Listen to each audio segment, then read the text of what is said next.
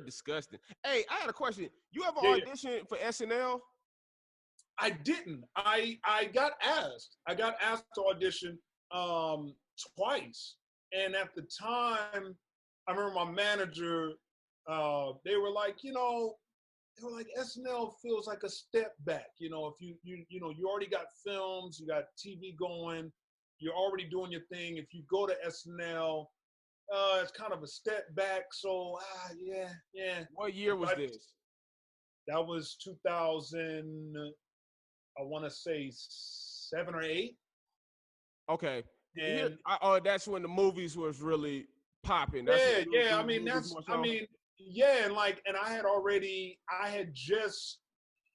I had booked a show called Chocolate News. Hey, shout out to Chocolate News, man. Hey, shout out to Chocolate News. Underrated show, man. David Alan Grier, man, another legend in the game, beast. I mean, and when I made David laugh, I was like, all right, cool. Like, I mean, it's like certain people, it's a challenge to me. Like, I'm like, yo, I gotta make them laugh, So, and he personally had to hire me for the show. You know what I'm saying? Like, because he was in the room, and of course he was making like the final call of like who, whatever. So shout out, man, Chocolate News, Jordan. We got a Chocolate News picture. I Lee probably somewhere taking a shit right now. Like Lee fell asleep. He was like, what? He's like, oh, there's a podcast interview. Lee like, oh, what?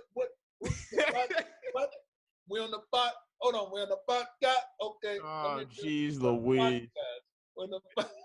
There you go. Hey, okay. Chocolate. Other than the press escape, there we go. Try to get that. Chocolate News, there it is. Chocolate News. Hey, thank you, Lee. And that was a great experience, man. Cause like that's where I met Jordan Peele at. That's where I met. Wow, was he auditioning? Was he on the show? Jordan was on the show. Jordan was another reporter on the show. That's crazy. And so that's where we met, and became super cool. I mean, like that, and it was a great experience, man. And Dag was call him Dag, David Alan Grier. Right. He was cool, man. Like he just really funny, had so many characters. His character work is stupid. Like his character work is And so a lot of times, like, you aspire to be that with your character work. You aspire to get there as a comedian. You want to get to the point where you have these solid characters and you could play like just off top, like boom, and cats they know it. They like, oh, that's such and such, whatever. But so at that time, I had, I had that show. I had movies going or whatever. And I was up for a few other things. I just got back from shooting this movie in Australia. It was a lot of stuff going on. So they were like, look, SNL might be a step back, and you're already doing your thing. You might as well just keep doing your thing. So you actually I didn't audition for that, and Wildin' Out didn't audition for that as well. When he brought it back, I auditioned and I made it to the final round, and then I didn't get hired. And then I cried in my closet for 3 weeks. Hey, no, I didn't cry in my closet, but it's okay. I think I booked Rush Hour like the following year or something. Okay, good. But, so there we go. Hey, man. Hey, brother, God had different plans for me. Not that different. He had a different door. But he had the different door. I opened it. I walked through. And got through the door. My blessing. This what I realized about representation, man. Most agents and managers don't know what the fuck they be talking about. Because they're not creatives. They're not artistic. And if they are, then you in the wrong profession, go be creative and be artistic. Mm-hmm. I feel like a lot of the times they give you information that is so based off of what did somebody else do. You see, It's rare that you find a manager or agent that has a talent, that sees something in their talent and like believes in their talent vision. If it's uncharted territory. Yeah. They always like, well, that's never been done before. That's setting a precedent. You see what I'm saying? So I'm saying all of this. I said all of that to say, whoever your agent or manager was at the time, I'm not saying, I am saying, fuck them. They was wrong. I don't know who it was. I don't give a shit. I fired them. Exactly. You see what I'm saying? Because they don't know what the fuck they were talking about. I just realized that being in Hollywood, we done both been in Hollywood. You've been there longer than I have, but I've been there long enough. I've been in LA for 13 years. I've been there long enough to know it. Even to bring up Rush Hour, when I went in there to audition for, I was one of the last people to audition. First of all, not only that. Wait a minute. I'm gonna give y'all a gem of a story real quick. Before I auditioned, I was connected to another show, a pilot with Ken Jeong. You know Ken Jeong, the Asian, of course, right, the Asian comedian, hilarious, super nice dude. We had a pilot for MTV. We didn't know if the pilot was getting picked up or not, right? Okay. So I heard about everybody auditioning for Rush Hour. I was actually with Afion Crockett because we had a show down in San Diego. Okay. So the day he auditioned for Rush Hour, we went to his audition first, and then we drove down. I rode with him to his audition for Rush Hour. Then we drove down to San Diego because he was headlining down in San Diego. I remember you doing shows with him, yeah. So at the time, I had told my manager, I said, yo, I want to audition for Rush Hour. I said, I know I'm technically attached to this MTV pilot right now, but I still just, I said, even if they tell me no, I just want to go in and still audition. I don't know, Justin. I mean, is there any other person in the cast that you want to audition for? Because I don't think I'm thinking, why the fuck would I want to audition for anybody but is Lee? Lee got the Lee. What we got? You got to actually have the picture ready. If you go, it got the. What we got? You can't do it and not have the picture ready.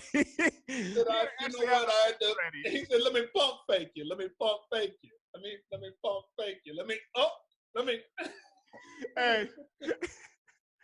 Hey. There we go. Hey, there he is. Look at Lee. Look at that. Okay. And the fresh no beard. You had the goat teeth. That's right. That's before my beard came in all the way. My beard just come in all the way about 2 years ago. Really, 14 is when this side really connected. So, okay. She said no. She was like, is there any other role that you want to audition for? And I was like, why? I'm like, I'm trying to audition for the lead. Like, why would I audition for a guest star or something like that? Justin, they're not going to see you. You're already attached to MTV pilot. They're not going to want to see you.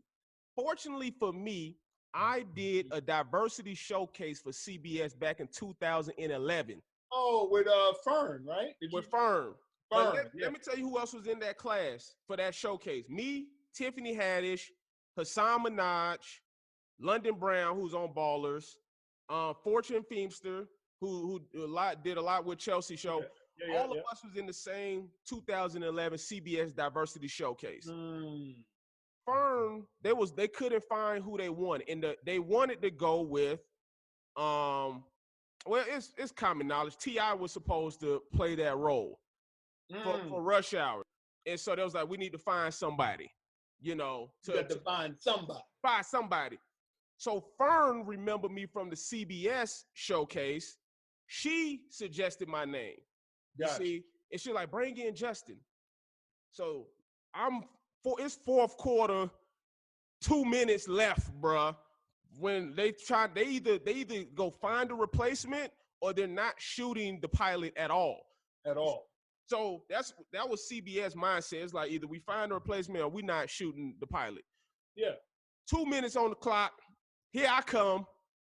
The notes I got first before I auditioned, don't be over the top. Don't try to be funny. Just go in there, play it regular, play it comp. I'm thinking, how the fuck you gonna tell me how to play Carter? Like, I grew up on Rush Hour. Yeah. It's like, why would I listen to you who's, you not of the culture. You don't know how we talk. You see what I'm saying? You don't know our vernacular. You don't know we do this. You see what I'm saying? We do. So why would I listen to somebody that doesn't come from that background and tell me how I should be talking. So Mm-hmm. I went in there and said, fuck everybody. I'm finna do me. Yeah.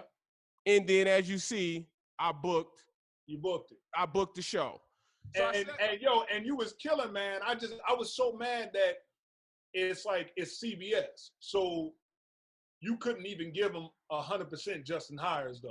Straight up. And because they was like, you know what I mean? And I remember, yeah. I'm listening. I'm listening. My bad. No, but I'm saying, I remember I was like, yo, man, I was like, they not even letting them. They wasn't letting you stretch because they was like, we gotta. Network, it's network TV. And first of all, and I want to say shout out to CBS because y'all still employ me. They what? Thank you for MacGyver. CBS, like, you know, they got one eye open. What? CBS. Nigga, you know we watching. Nigga. We watching. What you saying now? We subscribe to you now. Shout out to CBS. Yeah. Shout out to CBS. Shout out to CBS. But it is with network television, which is, you know, you can't say and do everything. I used to get notes, not from CBS, but just from like the director or whoever. Like, would a cop actually say that? Would a cop actually do that? I'm like, have y'all seen Rush Hour? He's not a by the books cop. You know, so it's like, of course, you know, he's talking like this. He's like, it's Carter. So I said all that to say, I told that long ass story just to say that one, representation don't know what the fuck they be talking about. Because if I would have listened, you see what I'm saying, they wouldn't even known, because like I said, it was still CBS that approached us anyways. You know? But sometimes I just feel like representation just like, no, don't do that, don't do this. And it's like, you just got to do you at the end of the day.